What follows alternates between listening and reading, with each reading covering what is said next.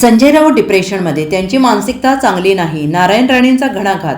संतोष देशमुख हत्या प्रकरणी मुख्यमंत्री देवेंद्र फडणवीस आरोपींना वाचवण्याचा प्रयत्न करत आहेत, असा गंभीर आरोप संजय राऊत यांनी केला आहे.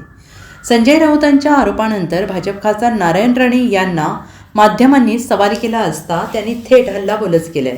संजय राऊतची मानसिकता चांगली नाही, ते सध्या डिप्रेशनमध्ये आहेत आणि त्यामुळे त्यांच्या बोलण्याकडे मी लक्ष देत नाही, तुम्हीही देऊ नका, असं म्हणत नारायण राणे यांनी संजय राऊत यांच्यावर हल्लाबोल केला आहे. पुढे ते म्हणाले आहेत की शिवसेनेची सत्ता असताना संजय राऊत कोणाकोणाला पोसत होता, कोणकोणत्या माफियांना संजय राऊत भेटत होता, कोणती तीर्थयात्रा केली म्हणून जेलचा पुरस्कार मिळाला होता, हे त्यांना आधी सांगावं. शिवसेनेत बोलायला माणूस नसल्यामुळे, त्याला कामधंदा नसल्यामुळे बोलायला लावतात, असं म्हणत नारायण राणे यांनी संजय राऊतांवर सडकून टीका केली.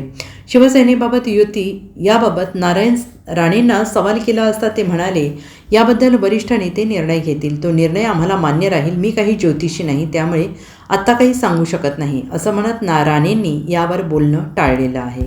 विकास आघाडी एकीकडे म्हणते स्वबळावर निवडणुका लढवायच्या आणि करत महापालिका महायुतीचं काय होईल? स्वबळावर होईल की एकत्रित होईल? तर मी काही ज्योतिषी नाही ना, त्यामुळे कसं सांगू शकणार काय होईल. आतापर्यंत जे चाललंय तसंच त्यांचं चालणार पुढे.